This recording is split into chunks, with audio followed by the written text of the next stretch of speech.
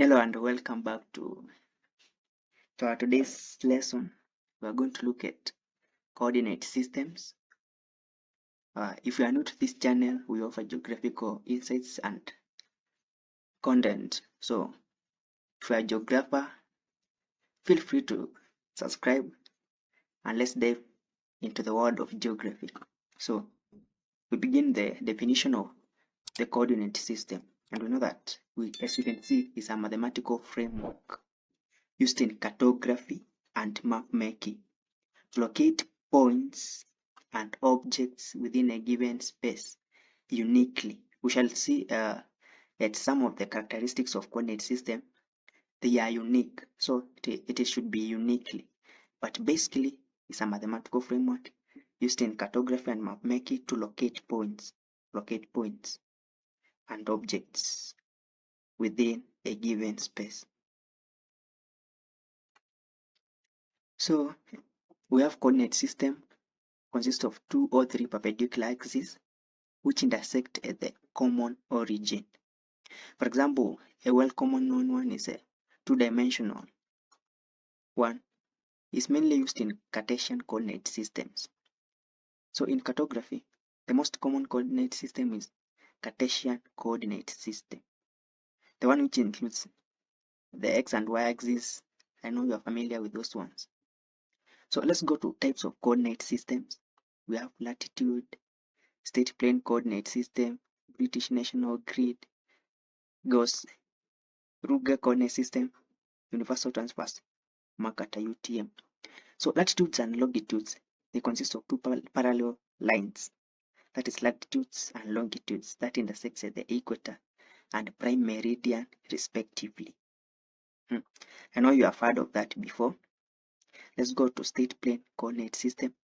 They are used in mapping individual states, which state is divided into zones. So basically used for mapping states, and each state is divided into zones, which with each state having its Cartesian coordinate. Let's go to British national grid, and we know that this is a coordinate system mainly used in United Kingdom. It's a grid of 100 by 100 kilometer squares, whereby each square has its eastings and northings. Gauss-Kruger coordinate system is used in Germany and other European countries. It's a system which with location defined by combination of eastings and northings. Okay, yeah, it's basically a transverse market project system with location defined by combination of eastings and northings. So universal transverse marketer UTM, we know that it divides is a marketer. It divides Earth into grid of 60 equal sized zones. Each zone covers 6 degrees of longitude from 80 degrees south to 80 degrees north. So basically, those are the types of coordinate systems. We may have others. If you do research, there are other many. But in our presentation today, we have these ones. Properties of coordinate systems. Continuity.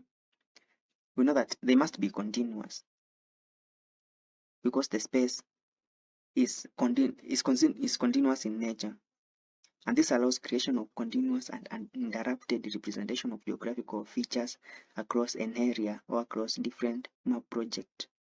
So it must be continuous, not discrete. Let's come to uniqueness. And each point in any given coordinate system has a unique set of coordinates that define its location. And this property ensures there are no 2 points that occupy the same position within the system. So the main goal of it being unique is to ensure no 2 points which share the same coordinate systems. Let's move to scalability. So coordinate system can represent features at different scales, from small scale maps ranging from broad overview of an area. Yeah, we know that small scale maps are used to map large areas or large scale maps, show detailed information of small areas like towns. Let's go to Cartesian structure. They have Cartesian structure. We say that the most common used coordinate system is the Cartesian coordinate system. So they have the Cartesian structure. Most coordinate systems used in cartography and mapmaking have a rectangular or Cartesian structure with your Cartesian structure. They have also projection. Projection is basically mapping the curved surface of the earth into flat surface. For example, every map has a projection because the earth is not like a piece of paper where the map is drawn. So it's like mapping the curved surface of the earth into a flat map. These are mathematical transformations which convert the curved surface of the earth into flat map. Okay, we have standardization. Coordinate system uses a common reference frame in order to provide standardized way of describing locations. Yeah, basically standardization, a standardized way of describing location. Application of coordinate system, they are used in mapping and cartography, navigation and positioning, location identification, survey and mapping, geographic information and spatial data infrastructure, and geographical, geospatial analysis and data integration. So let's look into them. So mapping and cartography. Basically, we have known that coordinate systems are basically used in mapping and cartography. So they form the foundation of a map. Foundations of a map, since they provide the framework for accurate representation of the Earth's surface on a flat map. So let's go to navigation and positioning. So coordinate systems are essential for positioning and navigation. For example, the Global Position System, GPS, also uses coordinate systems to map the Earth, hence helps travelers to find their way when they're navigating through different areas. So location identification. So by specifying a unique set of coordinate system, we have seen that coordinates have the characteristics of being unique. So if you have a unique set of coordinates, the global position system can help you easily identify a location. You can pinpoint a location. You can pin location. So let's go to survey and mapping. Here, coordinate systems allows for precise measurements. We know that when we are mapping, we are looking for precise measurements and documentation of geographic features and their spatial relationships. Let's go to geographic information and spatial data infrastructure. So, coordinate systems are fundamental to development of functioning or spatial data infrastructure and GIS. Like they provide the basic core information about the Earth, positions on the Earth, which helps in data growth, developing this data. So it helps in spatial data infrastructure and GIS, geographic information system.